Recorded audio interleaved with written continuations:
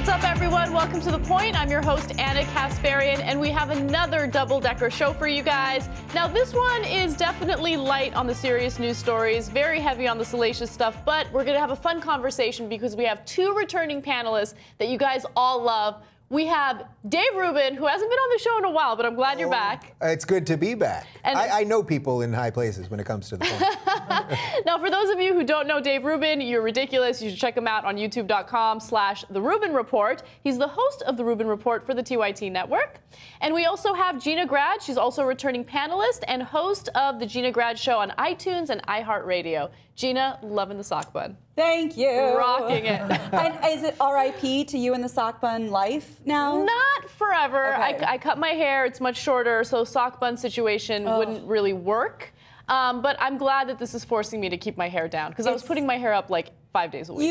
You look like a really sexy astronaut wife. Like just very, it's very, you know what I mean? Very clean, very like sexy, but like put together. Thank you. If that makes sense. Yeah, I don't know that I can add much to the sock bun thing because I obviously haven't done it in years. But my great grandma used to have the bun, and I remember going into her bedroom once when I was like 8 or 9. And it was not attached to her. It was a fake bun. Yes, she had a fake bun. That's like a real thing. A lady has to have her secrets. Shit.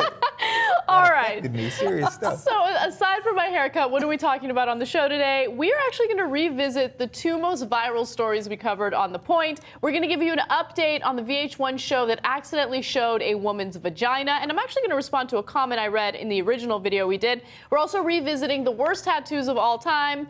Apparently you guys like that topic, so we're bringing you back some fresh, new, devastating tattoos. And then we're going to get to some new stuff. Tom Ford's penis crucifix, what the fuck is that? I'll tell you. And I love that band, by the way. And also 6 crazy things people used to think about vaginas. All right, so let's move on to the very first topic.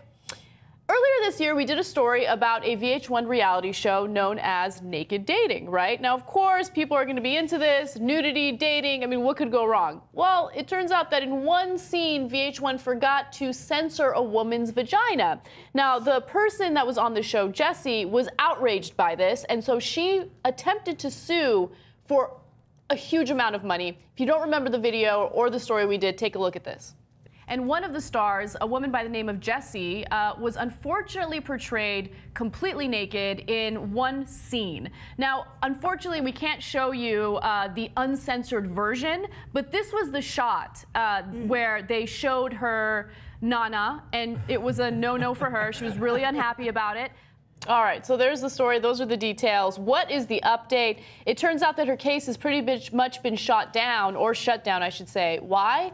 Because she's on a fucking show called Dating Naked, okay? So she actually signed consent forms stating that she would be naked on the show, and in some cases, she might be shown completely naked, right? The agreements that she signed as a condition to participate on the program are described by the producers as unequivocal. In that Dating Naked was confirmed the right to film her in the nude, that the footage would be telecast without restriction, and that she waived any claims arising out of her appearance on the show. Before I get to the panelists so you guys can make your point, I want to actually respond to one of the comments on the original YouTube video we did. It has the most number of upvotes.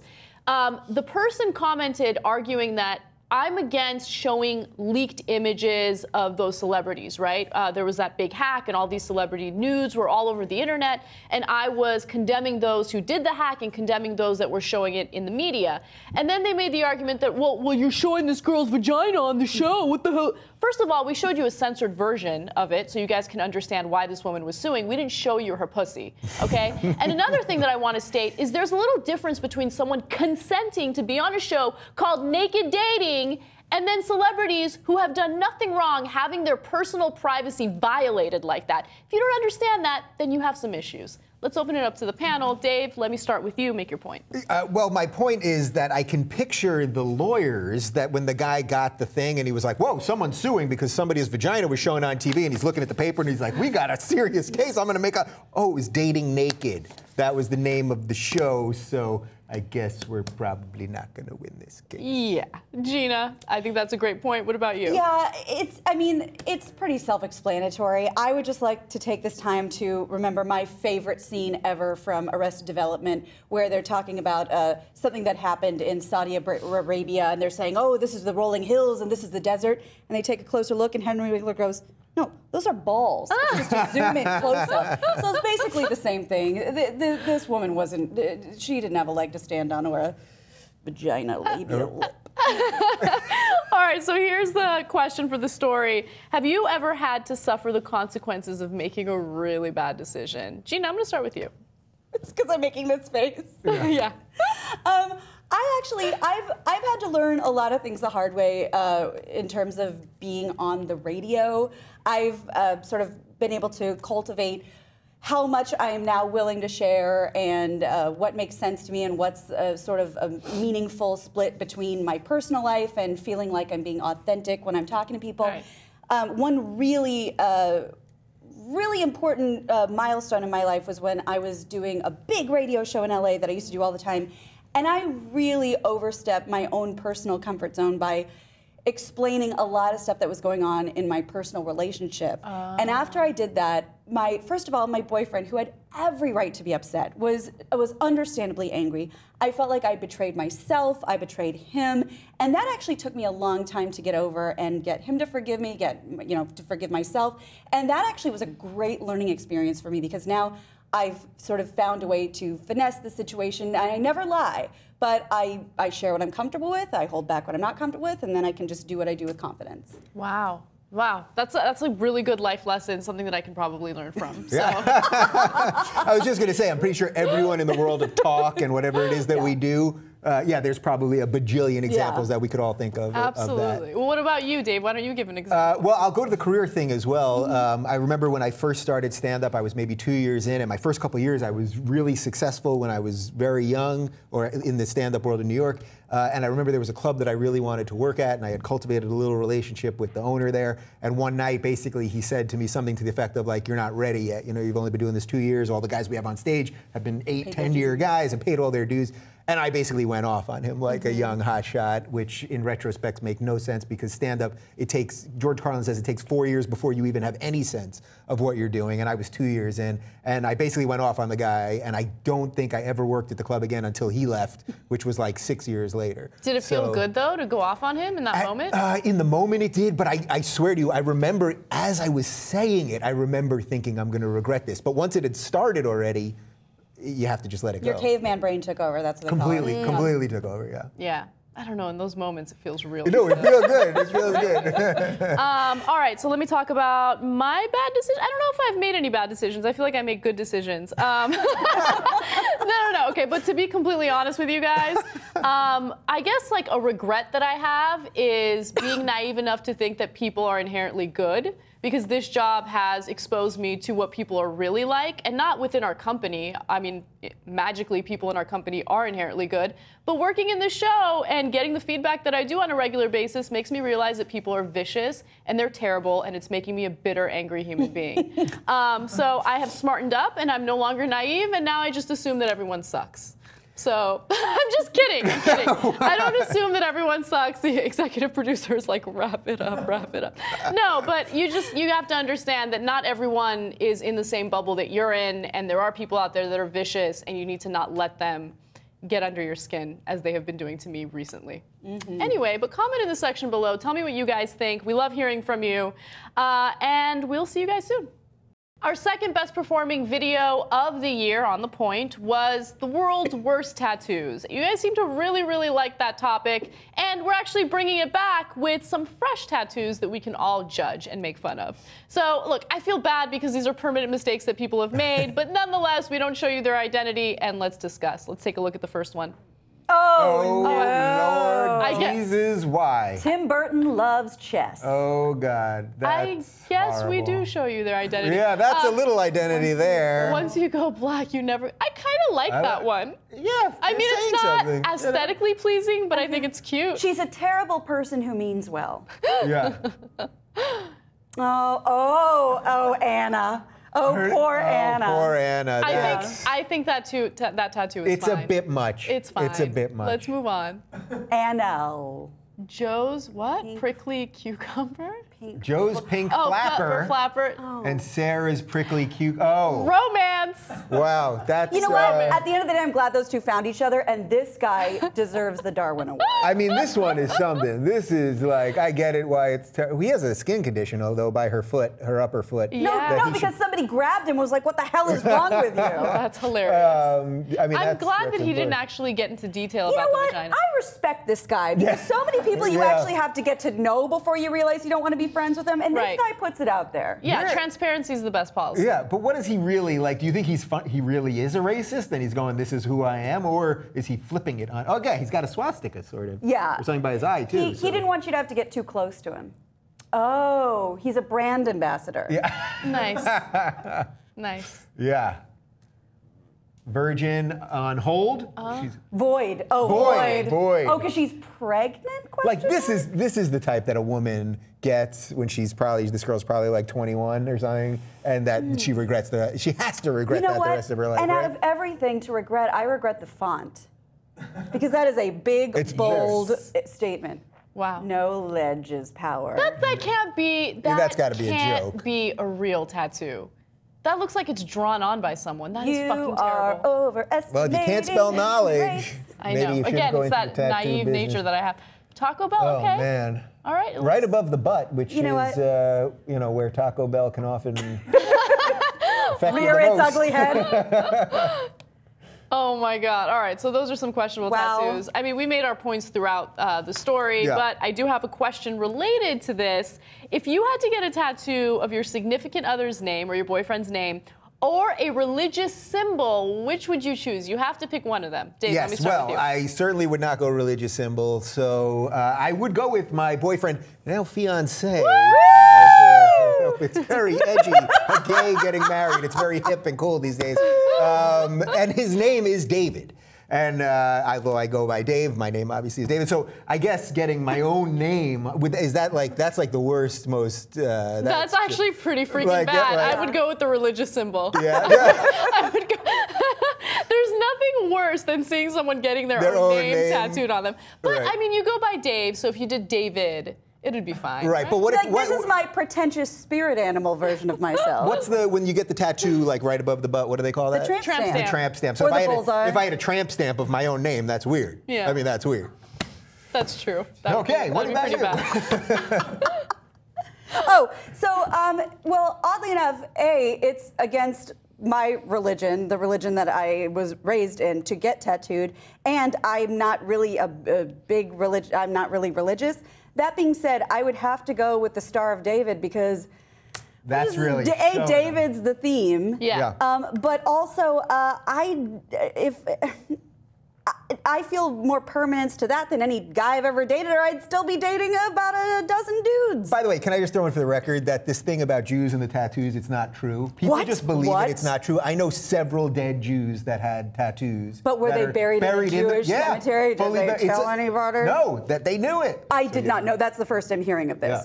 But that's the other thing. Like, I'm not a religious person. I don't spend a lot of my time, doing religious things. But culturally, like, I think it's a wonderful culture. I think it's a wonderful group of people for the most part, and I identify more with them than any of the dudes from college that I messed around with. Nice. I feel like I'm in a lose-lose situation, just because my boyfriend's name is Christian. Yeah. So it's like, Right. I don't know. I guess I would just get Christian tattooed on me. You get Christ. And Christ. then... No, I don't know. I think I would probably do like a very small religious symbol, maybe like a little. I was raised Christian, even though I'm an atheist now. I don't know. I guess I would get like a little cross, and then at some point cover it up. I mean, we haven't discussed where we would get it. I would get it in a place where no one would see it. What about a Cuban cigar? Oh my! Are we talking about his penis or an actual cigar? No, I'm just saying whatever you want to put. I know you enjoy the Cuban cigar. I can't get enough of that Cuban cigar. Anyway, but I want to know what you guys think. What would you choose? Would you rather have a religious symbol or your significant other's name tattooed on you? And what do you think about the tattoos? We love hearing from you, so comment in the section below, and we'll see you guys soon.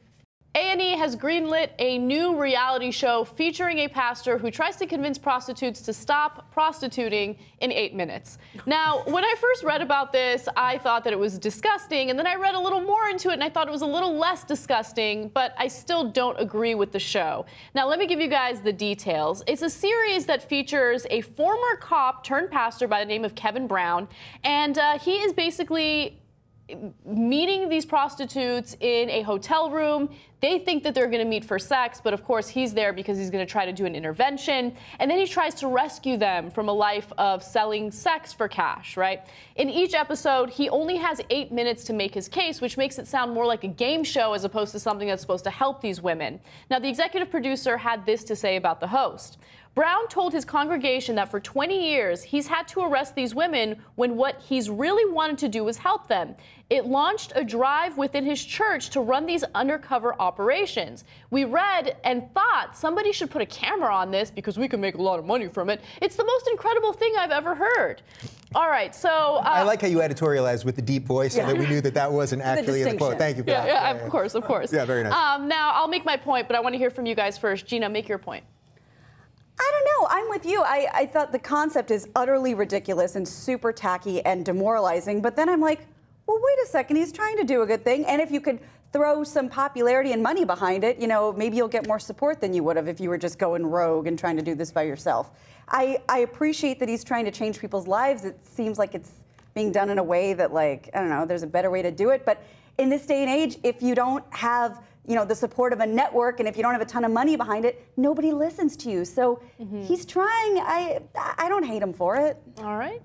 I mean, this is just like a nonsensical, gross, spectacular. We're watching reality TV just eat itself. Like, if reality TV came out, people liked it for a while. We had some game shows, then it got really personal. Then we started, doing the pussy pictures like we talked about earlier. And now we're literally just watching it eat itself. Like, how much dumber and more manipulative can it get? Yeah. I don't know, and I don't think we've hit the bottom yet. Yeah, I have a few problems with this. So first of all, it just makes the assumption that everyone who's in the sex work industry is forced to be there, that they're being exploited. There are people there that genuinely want to be there. They like what they do. I'm not saying that that's the majority of women in the industry, but there are definitely some that are there because they want to be there. Another part of this that I don't like is the whole 8 minutes thing, right? And the reasoning that they gave, the producers, was, well, look, if they are, dealing with a pimp, you want to make sure that they get back within 8 minutes, because if they don't, then the pimp's going to be like, where's the money? You had sex, you're trying to hide it from me, and they might deal with the violent situation.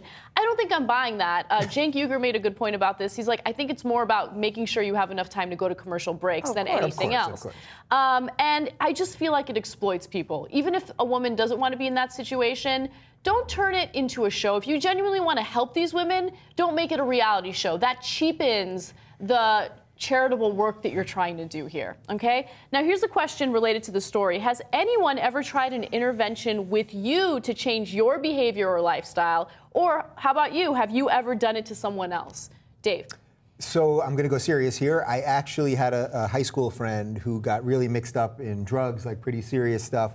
And over the course of like 10 years after high school, I would see him and he would always look worse, and he was in and out of drug rehab and stuff like that. And I felt one time that he was trying to reach out to me for a little bit of help, and I just wasn't in a great spot myself in life at that moment, and I didn't do more, and we never had an intervention of any kind, even though it was discussed among some friends, and unfortunately he ended up dying, partly related, drug-related kind of stuff, without getting too medical on it. But so I just sort of have that now, that I know that somebody that I was really close to isn't here anymore, and maybe I could have done something, and I didn't. Wow.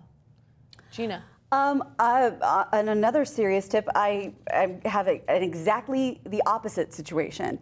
There was a friend that we were all very worried about, to the point where we wanted to do something like that. And of course, we don't have any experience in this type of thing. So I went to a professional and said, hey, we're really worried about this guy. This is what we're going to do. We've had enough of watching him destroy his life. We're just putting it all on the line once and for all. And she said, don't do that. And I said, what do you mean don't do that? That's what you're supposed to do. That's what A&E tells us to do. That's what you're supposed to do. She goes, Gina, think of somebody who is desperately trying to hide a problem they have and really isn't showing you any signs that they have any desire to change. Their best friends coming together and calling them out in one big humiliating session is going to it has the potential to drive them so much farther away from you, so much farther down the rabbit hole, being so mortified, so humiliated, so betrayed by all of you. If there's not somebody orchestrating this very delicately, and if this, like you said, if this person hasn't shown you signs that they want to be helped, you have the capacity to make this so much worse. Wow. And that actually meant a lot to me. I ended up approaching them, myself, very kindly, very, very cautiously. And did what I could, but I am so grateful that we didn't do some big elaborate Ringling Brothers show that I thought you were supposed to do. Yeah. I actually had a very similar experience. I had a really good friend of mine who was struggling with a serious, severe eating disorder, and she was just kind of wasting away in front of everyone, including myself, and I didn't know what to do because I did want to approach it in a mature way that wouldn't make the situation worse. And there were talks about an intervention, but I knew that that wasn't the right way to go about it because the way that it's portrayed on television could be really damaging. I mean, it's like a group of friends ganging up on one person who's going through something really traumatic. And so private. And very private. So the way that I handled it was I actually wrote her a really, really heartfelt and super sensitive email and just let her know, like, you don't look healthy. I want to be here. You're my really good friend. This is it. Like, I'm not going to pry into this, but if you want help, I'm here for you. And thankfully, right after that, she got therapy and everything worked out. So that's great. I mean, I'm lucky it worked out that way. I should have probably talked to a professional as well, but it sounded like it worked out. Yeah, it did. All right, guys. Well, I know that this got very serious, but we do want to hear from you as well. Have you ever been the subject of an intervention, or have you ever participated in one? We want to hear from you. Comment in the section below, and as always, we'll see you guys soon. In a story that's sure to make people in the MRA community very, very upset, scientists have just published a new study in the British Medical Journal about the male idiot theory, or what they refer to as MIT.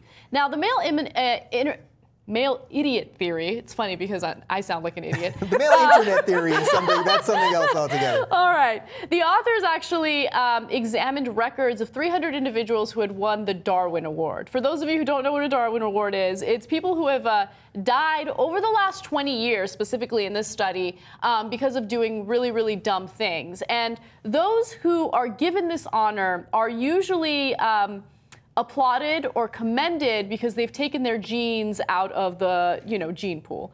And so this is disastrous because all the scientists did is they looked at these 300 people who got the Darwin Award over the last 20 years, and they realized that a whopping 88% of them were males. So what does this really come down to? It's about risky behavior. Men are more likely than women to engage in risky behavior that could get them killed. Women are more interested in nurturing and taking care of their kids, staying in a safe environment, being protected. You guys get the point. There's some gender stereotypes here, but the numbers are the numbers. Out of 300 people, 88% were male. So I want to hear what you guys have to think about this. Dave, let me start with you. Make your point. Yeah, men are idiots. I mean, that doesn't really surprise me when I think of all the stupid shit that I've done in my life, mostly in college with, booze related. And girls do plenty of stupid stuff too. But yes, guys, turn on Jackass. It's mostly guys. There's a reason for that. Yeah, that's mostly because we have balls and people love us getting hit with things in our balls. I don't have much to say about this story, but the one thing that I will say is I never understood the appeal of Jackass. There's something about watching people do the stupidest. You're gonna ride a bike off a 5-story building with no helmet. You're gonna have someone drop a watermelon from 800 feet high right on your nuts. Like, I don't want to see people get hurt. I don't know. I was never into it. Never. But Gina, what about you? That reminds me, in one of my favorite movies of all time, Idiocracy, the biggest show on television that everyone loves is Ouch My Nuts. Yeah. And it's just people getting hit in the nuts over and over again. Yeah. And I love that this study comes out of, something that, like researchers got together. I mean, yeah, it's pretty easy to figure it out yourself. Yeah. I mean, it didn't really take much work either. You just look at the number of people who got the Darwin Award. Exactly. And they're like, oh, look, what a coincidence. 88% of them are men. Wow. Here's the question for the story. I want to flip this on its head, okay? What's the most idiotic thing a woman you know has done? Gina. Okay, so I used to work in high-end retail, and we were constant, I came to realize very quickly that we were also looked at as for sale in the shop every day. In fact, I wore a wedding ring, and it didn't deter anybody, but it did change the conversation. And I knew girls that I worked with that would be there one day and would not be there the next weekend. I go, where'd they go? Oh, you remember that dude with that bought the cashmere suit? Yeah. Took her to Dubai. and bitch went. So I got, I was asked to go to Hawaii a number of times. I've still never been. And I was just like, I don't know this person. I don't want to end up chained to a radiator because, he has points on Southwest. That's not my life. But I knew a lot of girls who just up and went on vacations all over the world. With random men? Yeah, and I'm not hating. I also had those options. It just sounded fucking ridiculous. I have never had that option. No one has ever, what the fuck? What's would that you guys, all about? Would you guys like to go to Hawaii with me? Very much Listen, so. we're going to wrap let's up the do show in it. about a half hour. It's the holidays. Let's just get the hell out of here. 4 seasons? I Would love that work? I'm down. everything I'm I would go seasons. anywhere with you, Dave. Let's do no it. Offense, 4 David. seasons Hawaii. All right, so what about you? Tell me. The stupidest thing that a girl that I know ever did was a very good friend of mine. She's still a good friend of mine. She had an apartment on Bleecker Street, which is one of the great streets in New York City in the Village, and it was rent controlled because of her mom or her aunt. So it had been, and I think her mom's aunt had it rent controlled before that. So literally since like 1950 or something, it was rent controlled. And if you know New York City and know anything about real estate, I mean, so that means they can only increase it like 0.5% a year or change it slightly. And anyway, and she lived in this amazing, amazing loft. It was awesome, this really beautiful, spectacular place. And she just one day was like, I've had enough of living here. Like she just wanted to change, you know what I mean? She wanted to get out of the neighborhood, just try something, which I can respect that. But then she realized she went from this amazing loft for literally like $300 a month, which is crazy in New York City, to now she lives on the Upper West and it's like probably $3,000, $3,500 a month. And it was just a quick decision in her mind. And I do think girls maybe do that a little bit more. Yeah, I think they're just a little more spontaneous, impulsive. impulsive. And we get Ever heard tired of of things sublet? quickly. Like, I want to get new furniture in my apartment, and everything in my apartment looks great. Like, there's no reason for me to do it, but you want change, even though it's going to cost you a lot of money. Yeah. Okay, so the stupidest thing, this is recent. It's fresh in my mind, which is why I'm bringing it up. Barbara Walters every year does her most fascinating people list. And the #1 person on her list this year is Huma Clooney, right? The woman, the humanitarian lawyer, amazingly intelligent, successful, established woman who married George Clooney. The reason why I'm bringing this up is because when Barbara Walters was introing her, she referred to Huma as the most fascinating woman because she was amazing enough to fascinate the most fascinating man. And then she went on to talk about what Huma wears. She went on to talk about what she looks like. She went on to talk about the most stereotypical, superficial elements of her, and that the most impressive achievement was that she married George Clooney. This woman has worked with the UN. She has worked alongside Supreme Court Justice Sotomayor. Like, she's an amazing woman. And you, Barbara Walters, someone who's had to deal with some serious sexism in your lifetime, in your career, have decided that you're going to focus on what she's wearing and who she married. I mean, I think that's pretty fucking stupid. So anyway, but I want to know what you guys think. Tell me what the most idiotic thing a woman has done in your life. We love reading these stories. And also, what do you make of this study? Do you think that it's accurate? Are you upset about it? Share in the comment section below, and we'll hear from you soon. Police in Indonesia are under fire after they started doing virginity tests or conducting virginity tests on women who wanted to be recruited into the police force. Now, Human Rights Watch did a report on this, and of course, they're the ones that condemned this and brought this to light. Now, here's the issue. The practice is sexist, it's painful, it's traumatizing, and also, as if this even matters, virginity tests are not even a good indicator of whether or not a woman is a virgin. So how do they do these tests? Of course, they check to see whether or not her hymen is intact, and they also check to see whether or not her vaginal opening is tight enough. Okay, again, not a real great way of figuring out whether or not a woman is a virgin, because some women are born without a hymen, and then how do you decide whether or not a vaginal opening is tight enough? It's absolutely disgusting. But this type of behavior and this type of thought process exists throughout the world, not just in Indonesia, and it's absolutely hideous and disgusting. It just totally demoralizes women, degrades them, and it makes it seem as though they're only worth one thing, their virginity. It makes me sick.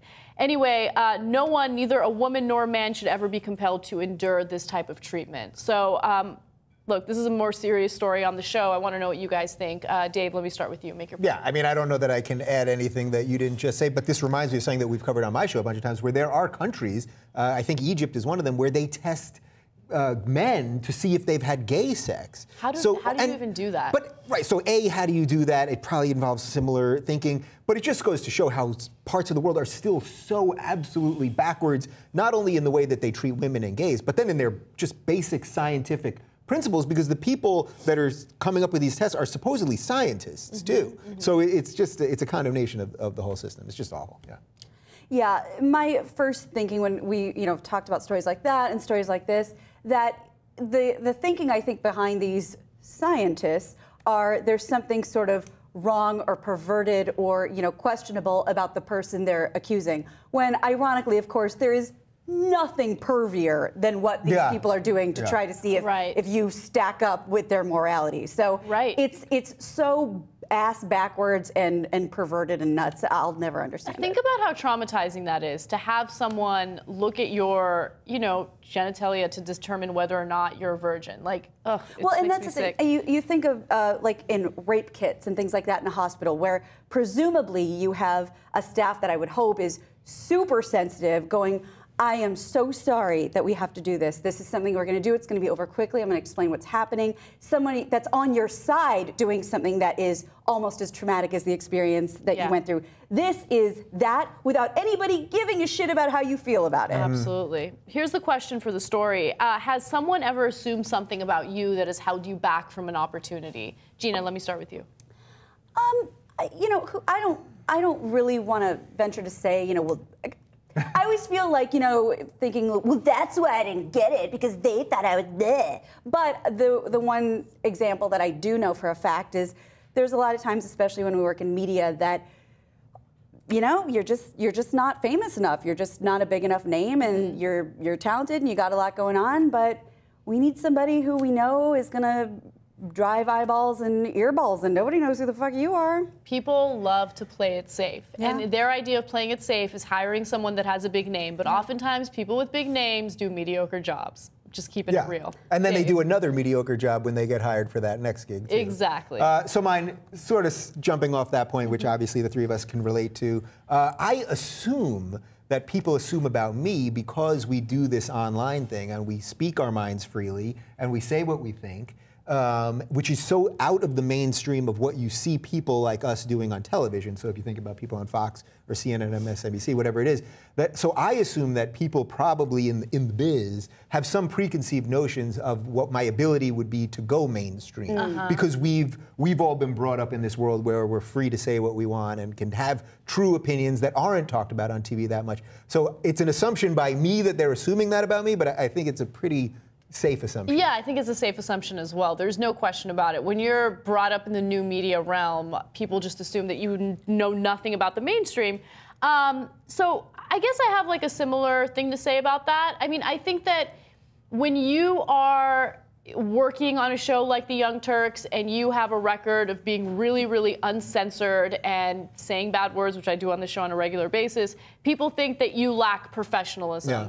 And then they won't hire you for those reasons. But here's my thinking behind that. If you're not going to hire me because I'm a human being who speaks to the audience like a human being and not a robot, then I don't want to work on your show. You know what I mean? And there's a lot of, I don't know, freedom and editorial freedom that comes along with doing a show like this. And so if you want to assume I'm unprofessional because I use language that everyone uses, then that's on you. And let's also be honest, Anna, I think because you're a woman, it goes beyond being unprofessional. You're not being ladylike. Right, and you guys know I'm not ladylike, and that's okay. That's a far bigger crime than being unprofessional. Here's what I have no interest in: being ladylike. Amen. Because that sounds pretty damn boring, and I like speaking my mind, and I like doing it aggressively when the situation calls for it. Anyway, tell me what you guys think. What are your thoughts on these virginity tests? Maybe some of you who are watching the show from other countries can actually relate to this. I know we have some viewers and fans in other countries. And also, has anyone ever assumed anything about you that has held you back? We love hearing from you guys, so please comment in the section below, and we'll see you soon.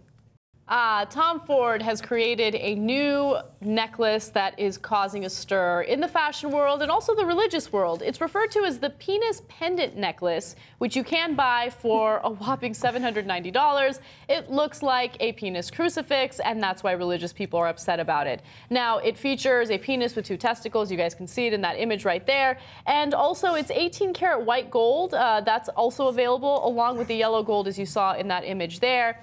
Perhaps what's more offensive than the way it looks is probably its price tag, $790 for that crucifix. But anyway, look, I'm not a religious person at all. I usually spend my time condemning some behavior of fundamentalists on this show on a regular basis. But I will say that this seems a little over the top, right? Like, you're going out of your way to offend people of a particular religion. Just, how about don't do that? Right? I just think it goes too far. I don't know. Maybe I'm a bad guy. Maybe this is supposed to be tongue-in-cheek. I have no idea, but I want to know what you guys think. It's supposed to be tongue in something. Anna, if you brought me on this show to say anything bad about the penis, I'm sorry. I am not going to do it. I love penis too, but I don't know. It's just you know what? I think the reverse of what you just said. Like, I think we have to you can't always kowtow to the religious people and religious sensitivities. So you know what? If you're religious and you don't like it, don't wear it. Yeah. But you know what? He's an artist. He's allowed to make it. I don't know who would wear the penis necklace, but you know, because it's juxtaposing things, and that's really a penis around your neck. And that's what art is, I suppose. But yeah, he's allowed to make it, and they're allowed to be upset, and that's just kind of how the world works. Yeah, I mean, look, to be clear about my opinion, of course he's allowed to make it, but do I like it? No, I don't like it. I think it just goes too far. And by the way, part of what he's doing here is you make it knowing you're only going to sell 20 of those, but you get people to talk about it, and then they start looking at your other stuff. So. Right. And by the way, Tom Ford, not that it really matters, but I didn't know this about him. I started researching the story a little more. Tom Ford is gay, and he's been with his partner since 1986. That's a long-term relationship. That was when I was born. That was a long-term relationship. That's a long time. Yeah, Gina, what about you? I don't mean to be particularly naive or vision impaired, but it doesn't look particularly penis-y to me. Right. I mean, it almost looks more like a tomahawk or croquet set. You know, it's whatever. You're right. It's not super penis and ballsy to me. So what's interesting is if he didn't title it the penis pendant necklace, people probably wouldn't think of it as a penis. No, and that's what I think. I think he is just doing it to get people to talk about it, and it is. If you don't like it, don't fucking buy it. It just doesn't look particularly penis-y to me. Wait, can we put it up one more time? Because actually, it does sort of, you're right. It kind of looks almost like a bullet, right? Yeah. Like the wang itself looks like a bullet, and then like But like the ball holders is where I feel like it's like maybe a sporting accessory. A mallet of some kind. Yeah. All right, so here's the question. What's something that you used to wear all the time that embarrasses you to think about today, Gina? So, I used to be, okay, this is where things get hilarious. I used to be rail thin. And that's when I was really into super baggy clothes. And I loved this pair of, I was a freshman in college. Were they I didn't know anything Jinko about pants? anything. They were Jinko pants. I don't know what that is. Jinko were big pants. Jinko pants are like those big raver pants that they used to wear back in the day. Yeah. No, I'll do you one better. I used to love wearing my boyfriend's grandfather's overalls because I was a hippie and I was like, I roll them up and I'm oh, but wait, it gets worse. I wasn't a raver. I didn't know what raving was, but somebody gave me a stupid little Elmo stuffed animal. I was like, well, that fits in the hole where the hammer goes, and I'd walk around like I was cool. It was Wait a minute, you walked around in overalls with an Elmo in your pocket? I was such an asshole. Like that was your thing? I don't know. I just remember like walking, and I can't even say this was high. Like I was a freshman in college. I didn't know what I was doing. I was probably high, but that's no excuse. I looked like an asshole. And it happened, and I have pictures. Did you ever get laid in college? I had a boyfriend for 3 years, and then I went to Israel and got a new boyfriend. Was it Tickle Me Elmo? Because that was big probably around then, right? Tickle Me Elmo, that's the thing. Damn, Gina. Just go to somebody else. Yeah, I wish we had a picture of that. All All right, Dave, you. Well, mine isn't as bad, but I remember it with equal horror. This is going to date me a little bit for you two young kids here, but in my day in junior high, there was something called Z Cavaricis. Oh, do you guys remember yeah. Z Cavaricis? Means nothing to you. Are you serious? Do you I don't remember know Z what that is. Cavaricis? Yeah, So sounds like a fancy restaurant. They were these. Yeah, it does sound like a fancy restaurant. They were these. It was pants, and basically it said Z Cavarici on the fly, and they were, you know, kind of slacks, but they had pockets in really weird places, and it was like all the rage when I was in maybe 7th, 8th grade. And you always wear it with your woven belt. Oh, ridiculous woven belt, and I had a lariat. Like a little Texan, you know, like a Texan bolo oil. tie? Yeah. Wow. Like a Texan oil I tycoon. wish we had images of Yeah. both these outfits. I'm gonna try Epic. to find one. I'll tweet it out. But We're like the island of misfit toys. wait, the worst thing about the Z Cavarici pants, so everyone had them, and I remember all my friends had a lot. I only had one pair. I was allowed to get one pair, which then I ended up wearing like every freaking day because everyone else had them on every day. But it only had one pocket. So some of them had a lot of pockets. Mine only had one pocket. That's the way we went. But I You only remember afford one pocket. I would be walking around school all day long trying to find my other pocket. Like I could never adjust to not having two pockets. That's not normal. So, you know, we've all done things. You have to have pictures of that. I'm going to see what I can find. All right, I would love that. You guys saw my Chola pictures. I would say that's like my biggest regret. But another thing is when I was in like 11th and 12th grade, I had like this obsession with being overly dressed at school. Like I would show up in quinceañera dresses and stuff like that. Shut up. Not literally, but very close. Very close. Like party dresses. I was overly dressed all the time. And I remember the very first concert I ever went to was when I was a senior in high school, believe it or not. And big concert. And it was Incubus. And my friends were like, Anna, we're going to a concert. It's a rock concert. Please do not dress up, like wear jeans and flats because you're going to be uncomfortable. And I was like, shut the fuck up. I'm going to wear what I want. I remember I showed up with like a bootleg Fendi purse and like pointy stiletto shoes that were bright pink, basically the stuff I wear now. And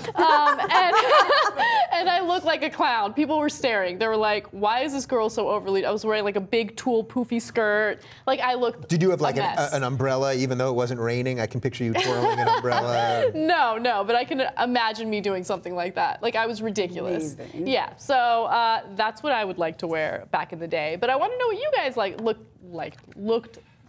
I want to know what you guys look like when you were wearing bad things, okay? So comment in the section below. Tell me. I wish you can share pictures because that would be cool. And also, what do you make of the penis necklace? Do you find it offensive or do you think that it's totally fine? Comment in the section below and we'll see you guys soon. Everyone can agree that toilet paper is a crucial element of our everyday lives, but for Jade Sylvester, it's super special. Apparently, when she became pregnant, she's a mother of 5, by the way, she started getting this weird craving for toilet paper. So she started eating a roll of toilet paper a day, okay? Let me give you her exact quote, that tattoo though. She says, 2 months into the pregnancy, I started craving toilet paper or toilet rolls. I still don't know why. I like the feeling of the texture in my mouth rather than the taste. I like the dryness. My family tells me it isn't very good for me, but I can't help it. Jade, all you need to do is hire me to make you some chicken breast because if you want something dry in your mouth, just take a bite of that. All right. Gina, I didn't know where you were going with that. I did not know where. I just can't make chicken breast juicy. Listen, my guy can make you some juicy chicken. He's all about the juice. Yeah, okay? we'll have you over and we'll do Yes. a juicy chicken test-a-roo. Yeah. Gina, make your point. I can't even speak because I have such thick throat right now, but I will try. I think this happens to like some pregnant women. They get these weird mineral deficiencies. They start eating dirt, they eat chalk, they eat all kinds of crazy stuff because they have these deficiencies. Go to a doctor. I don't know what else to say. Stop eating couch cushions and toilet paper, whatever the hell you're doing. Don't do that. I've seen that couch cushion woman. She's got Oh, problems. that was so horrible. You think the toilet paper woman has problems. You should see the couch It's cushion real. lady. It's real. Oh my God. One of them eats Ajax and like Clorox, like those pixie sticks. Like, How is she alive? I don't know, but that's the thing. Your body's craving. There's some sort of mineral deficiency. Go get it looked at. You know, just really quick to buttress your point. I remember when Buttress, toilet paper. You did it. See what I she? did it. Okay. Right before I went to the doctor to get like a blood test or whatever, I had like this unstoppable craving for eggs. Like I wanted eggs, breakfast, afternoon, dinner, whatever. I just wanted eggs all the time. I went and got a blood test just to make sure everything was okay. I had a B12 deficiency. Wow. Yeah, so it's crazy. Your body tells tell you you. things. So if you're craving something like that, you probably do have a vitamin. Get yourself some Charmin. Yeah. Right, was this double Stat. apply? You know, what was she doing? You know, makes you wonder. I would say that this lovely lady should just try eating a whole bunch of saltines. Have you guys ever done that? Like, have you ever been like drunk at a college party and they're like, how many saltines can you eat in 30 seconds? I mean, your mouth gets so dry, you literally can't even get 2 down because it just sucks all the liquid out. So that would be a slightly more sensible way. The sodium probably wouldn't be great for her, but it might be in the long term better for her than eating a roll of toilet paper. How do you digest toilet paper? Oh, I don't want to think about that. And what do you use to wipe after? Oh my goodness. Oh, right? Lord. Yeah. Okay, so what is one food or drink that almost everyone loves but you don't? Dave. So everybody, and I'm sure you two are included, love sushi, and you don't like sushi? I don't love the sushi. Well, first off, I'm allergic to shellfish, so I'm allergic to shrimp and lobster, so that takes out like half the menu right there.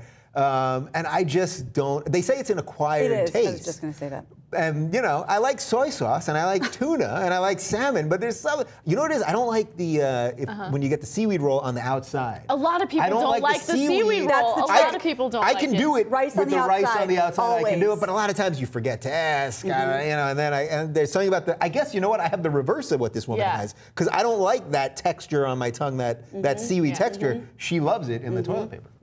That's man, I could eat sushi every day for the rest of my life and not be sick of it. I just You know, and this might gross some people out. It's actually my hangover food. Not that I'm hungover a lot, but it's like dry, it's simple. Yeah. You know, it doesn't have a lot of flavor to it. It's just very bland. And I'm sure the like rice also absorbs the liquor too. Yeah, which is exactly counterintuitive to what I'm about to say, because I really don't drink that much and I very rarely get hungover. I am the world's worst American because the two things that I'm really not about are beef and alcohol. Beef and alcohol, okay. I haven't had beef since 1993. Oh my gosh. And I don't really have a moral stance. I'm from the Midwest. I had enough of it. I lost my taste for it. If I'm starving and someone has a burger, they're like, do you want to buy it? I'm like, no, it's not a part of my, I don't see it. It's just not food to me. Oh my goodness. And people are like, oh, you want a beer? And I'm like, no. That reminds me of the great line from My Big Fat Greek Wedding. You don't eat meat? I make lamb. That's hilarious. By the way, do you eat lamb? And I always say I'm a confused Jew. I started eating ham a couple years ago, can't stop. I was a vegetarian for years. I've spent nothing but time making up for it. Okay. I'm just not a beef person. Not a beef person. Okay, so if you're an American, I think I'm about to one-up you because the thing that I actually don't like that everyone loves is bacon. Bacon is disgusting. I don't like overly greasy, fatty foods. I hate smoky tastes. So it's smoky, it's greasy, it's fatty. It's just nasty. So you hate barbecue? I mean, do you hate barbecue? I mean, I love barbecue. I mean, if you grill chicken breast or something, like, but that's the thing, like, I don't know, there's something about bacon that's like, the fact that it's like cured or something and like it tastes overly processed. Smoky is fine when it comes to certain things, like chicken breast I'll be fine with, but there's something about bacon that just grosses me. You know, I do love bacon, but if you ever want to really be grossed out by bacon, or if you really want to make sure you never eat bacon again, then just watch any of those documentaries on how they make bacon, because when you see really how they do it, it could seriously turn you off. Yeah, and also I once went to a fancy restaurant. My boyfriend suggested the pork belly. I was like, that sounds disgusting. It sounds like a massive chunk of bacon, which is what it is. Yeah. He's like, no, trust me, you're gonna love it. It doesn't taste smoky. Ordered it, it was disgusting.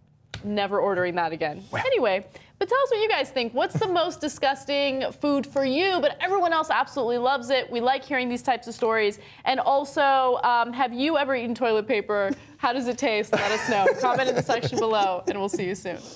21-year-old Anthony Smith was busted in his front yard in Florida masturbating. Apparently, one of the neighbors saw him masturbating and they called 911, shocked by what was happening.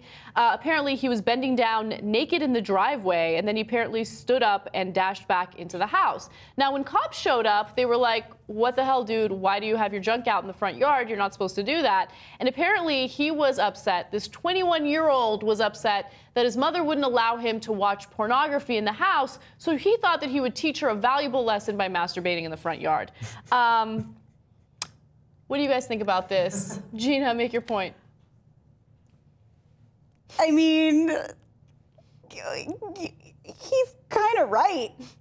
Really? Yeah. Are you supporting this guy? When you told me, he's like, you're not letting me do something that like most people do in the privacy of their own domicile. All right, I'm gonna do it anyway. Guess I'll do it by the lawn gnome. Like, I get. I mean, I'm not saying I would do it, and I would appreciate seeing my neighbor do it, but like, I applaud his point he was trying to make. He's not 15, he's 21.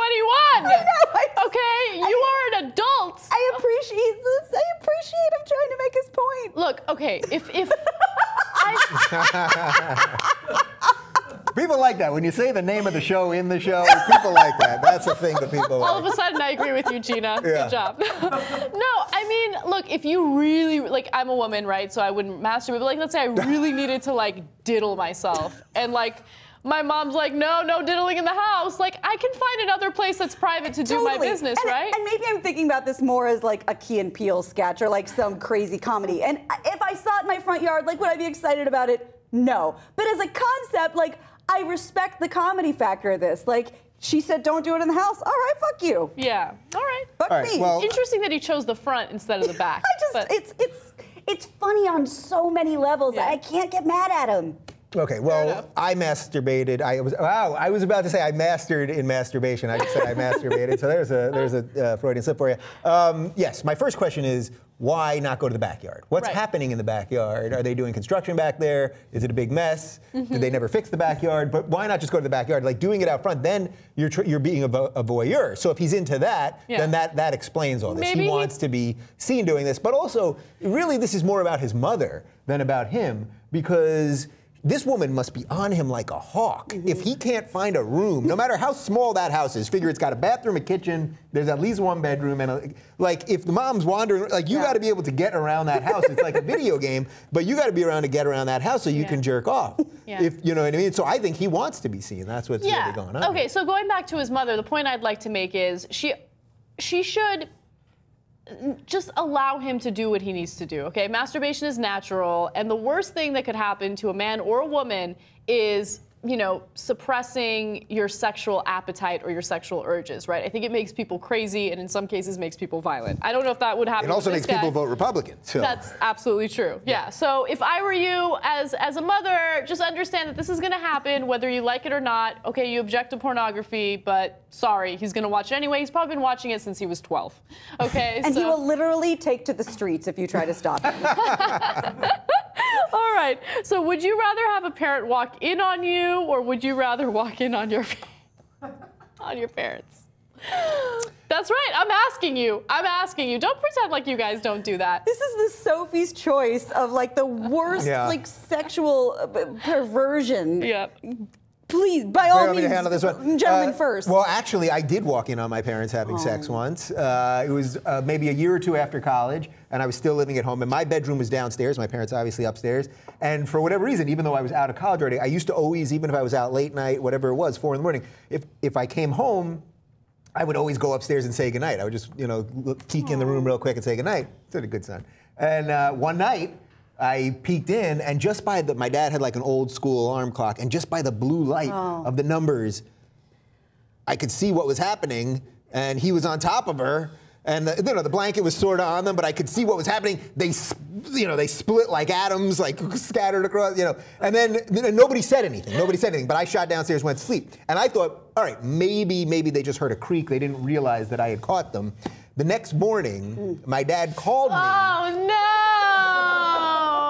Let it go, man. My dad called me to say, he goes, I don't remember you coming home last night. He had never ever called me before to say anything, like in the morning, like say anything about. So he was calling to just like cover his tracks. Do damage control. Because I know what he did to my mom, and I wasn't happy about it. I thought. Easy, Oedipus. I thought you were going to say that your dad was like going to explain, like, I'm sorry you saw that, which would have made it even more awkward. Right. Instead, he went with his like little white lie to like somehow trick me to think that I didn't see what it was pretty obvious that I saw. Papa Rubin. Yeah. Come on. Gina, field this you got to choose one. Here's the thing.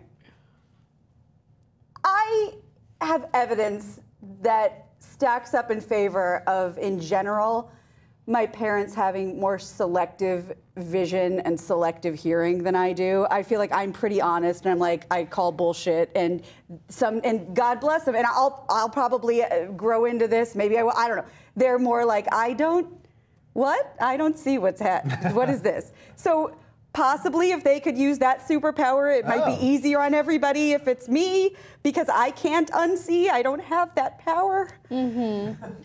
What about you? Can we just... Yeah, I would be devastated if my super conservative parents saw me in the act. I think my dad might kill himself. It'd be like a murder-suicide thing. Yeah. So I guess I would rather catch my parents. I mean, we didn't have a discussion about how long we have to look, so it would be like a split second. That's all it takes, and that's Anna. it. I know, but hopefully it would be a similar situation where they're under blankets. The blanket. My Thank parents, God for the blanket. There's no way my parents still have sex. I'm in that boat of denial. You have to believe that. I don't want to. Let's not. Ugh. Okay, let's not talk about this anymore. Why don't you guys talk about this? Yeah. Would you rather have your parents walking on you, or would you rather walking on your parents? And also comment on this story. What do you think about this poor man who got caught masturbating in broad daylight? Comment in the section below. We'll see you guys soon. The Huffington Post recently wrote a piece kind of exploring some of the crazy things people thought about vaginas in history. And some of these things, some of these myths are absolutely hilarious. We're going to give you the list and we'll discuss as we go along. Number one, some women's vaginas have teeth. That was actually a myth of the tooth vagina. It was called... dentate, I don't even know what the hell that is. Anyway, it was a legitimate anxiety expressed in cultural folklore all over the world. I guess that was used to convince people not to have sex. I don't know.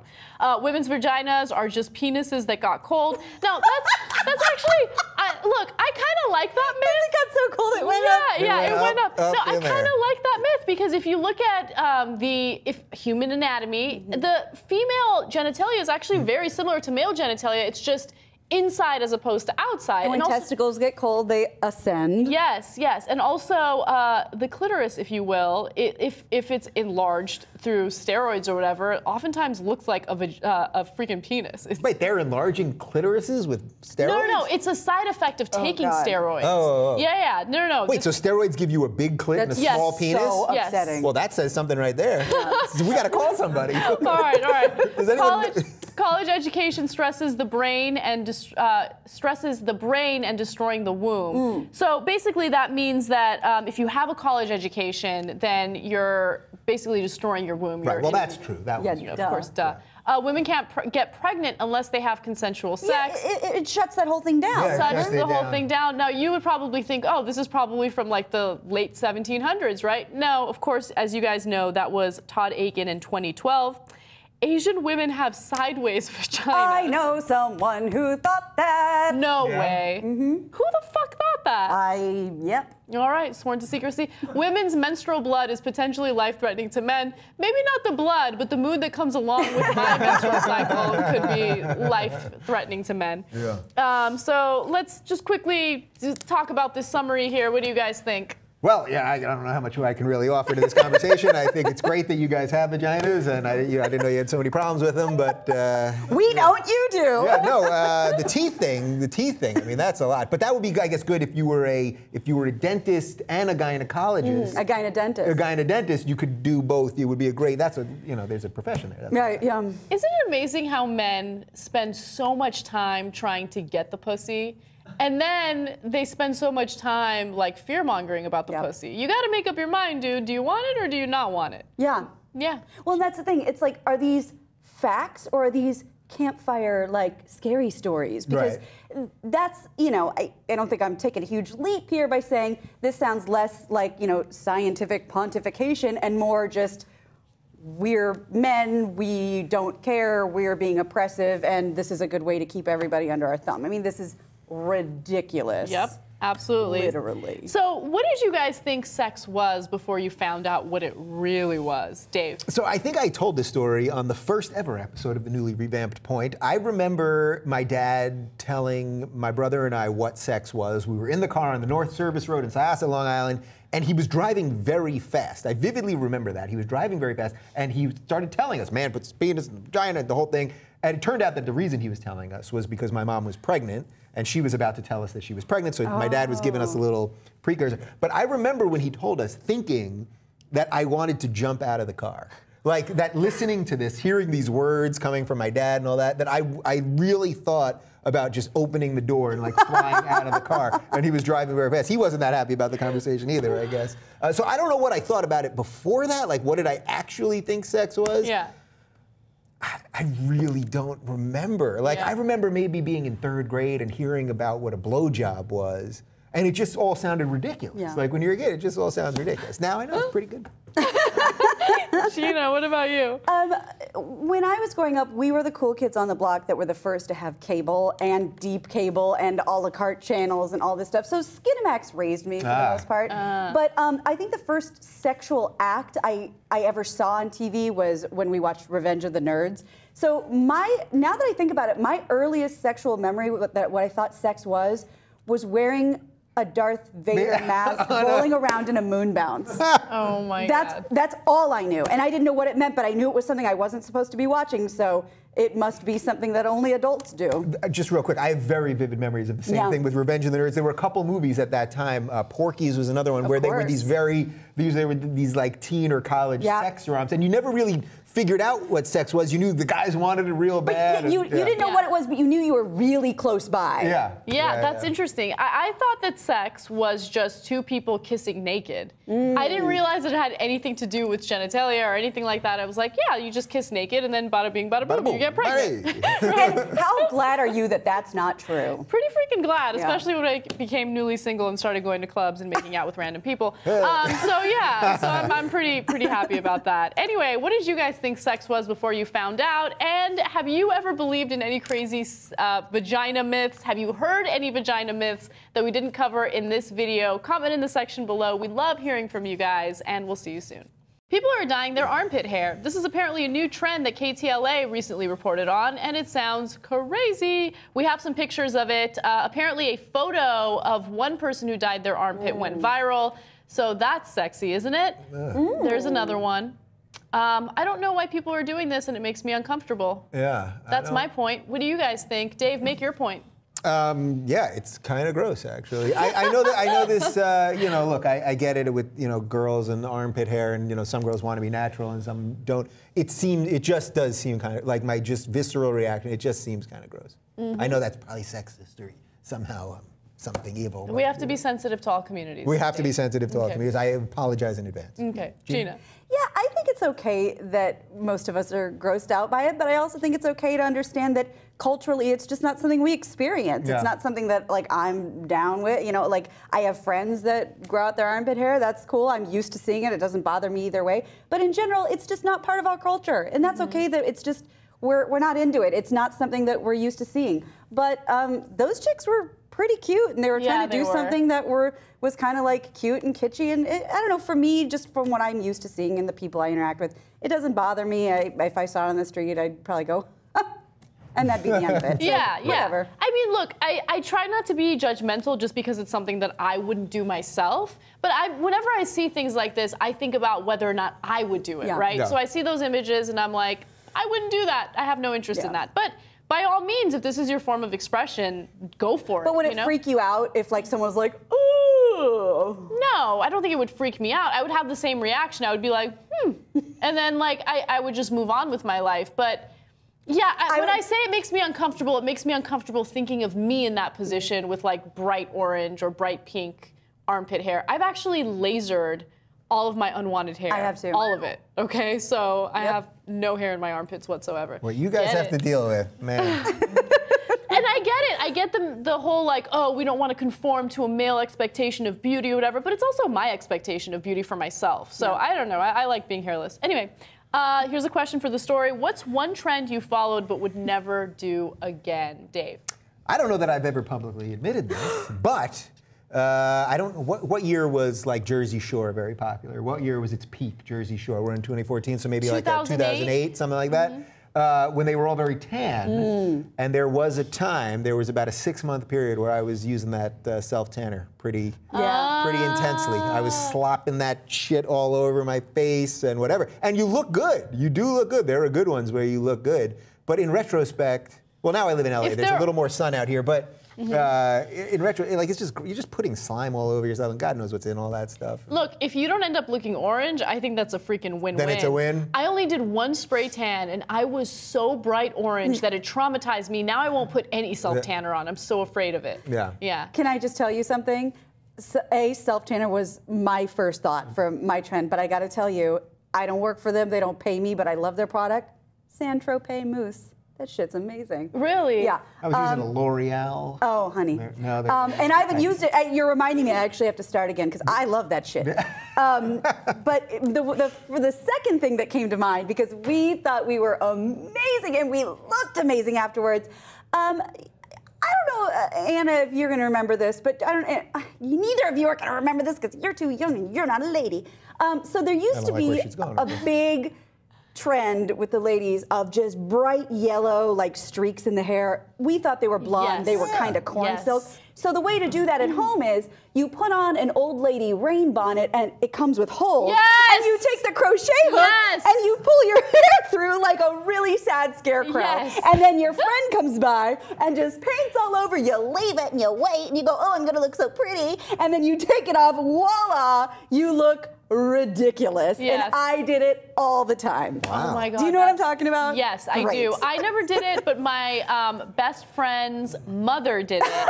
And I remember walking in as they were like mid-dye, and she had like strands of hair coming out of every place. A sad, wet scarecrow. It was disastrous. Yes. Oh my God. All right, so I'm actually thinking back to 7th grade. That's how far I'm thinking back, when there was this obsession with butterfly clips. Do you remember this? Oh yes, the little like ruby, the encrusted, jewel encrusted. Yes. Yeah. Everyone, every girl, if you wanted to be trendy, you had to wear butterfly clips. And I remember there were like these little plastic ones that I would go like this and do it, and then like right here too and do it, and then right here and do it. So like my hair was just like, there was a rainbow of butterfly clips and I looked so stupid and I thought it was so hot. I'm like, oh my God, all the guys like my butterfly clips. So stupid. It almost sounds like you were wearing a bowl of Lucky Charms. I look like it. I look like it. It was ridiculous. Anyway, I would never do that again. But I was in 7th grade. I was like 12. That's what you're supposed to do. Exactly. Live and learn, live and learn. Anyway, tell us about a trend that you followed that you feel embarrassed about and would never do again. And also, what do you think about the women dyeing their armpits? If you're a guy watching the show, I know we have a pretty sizable male audience. What would you do if you met this insanely hot woman and you really wanted to date her and then you guys are about to like do the deed and you realize that she has bright orange armpit hair? Would that turn you off? I want to hear. Comment in the section below and we'll see you guys soon. All right, guys, that does it for today's show. Double-decker, super long show, but super fun. That was awesome. That was awesome. I want to give you guys a chance to plug some of your work. I know the audience, for the most part, already knows you, but just in case, Dave Rubin, tell them more about yourself. Dear God, people, do you not know me already? YouTube.com/Rubin Report, Twitter.com/Rubin Report, Facebook.com/Dave Rubin, and I can't give my home address, right? I'm not supposed to do that anymore. You probably shouldn't do that. Won't do the home address. Yeah, okay. don't do that. Gina Grad. Gina Grad. It's, just Google it. Gina Grad, Instagram, Twitter, ginagrad.co, C-O, and Facebook, and I think there's a Vine. I don't know what kind of relics you're going to find on there. But follow me and let's be e-friends. Wait, real quick, can we mention what happened to Gina's phone right before we started? Because she's in mourning right now. Yeah, there is something, I'm just freaked out. Like, I carry my phone everywhere. I know my case is in the car, lesson learned. But we're just sitting here having a totally pleasant conversation, and I go to make sure it's on airplane mode.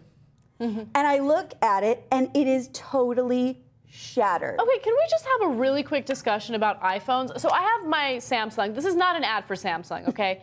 I have never had an issue with a cracked screen. I feel like everyone I know who's had an iPhone has had to deal with a cracked screen. I've done that at least 3 times with iPhones. What the? I mean, Apple is supposed to be a quality product. I get it. It's aesthetically pleasing, but I feel like it's the most fragile thing on the planet. It is. And don't get me started on the quality control issue. But literally, I didn't drop it. I didn't do anything. We were just hanging out, and I was like, well, what in the hell happened? I have no idea. Well, I will tell you this. Go to the Apple store, and I literally have done this. I've used Jedi mind tricks on them, and I'll be like, can you replace this? And I just do like a minor wave of the hand, and they've done it.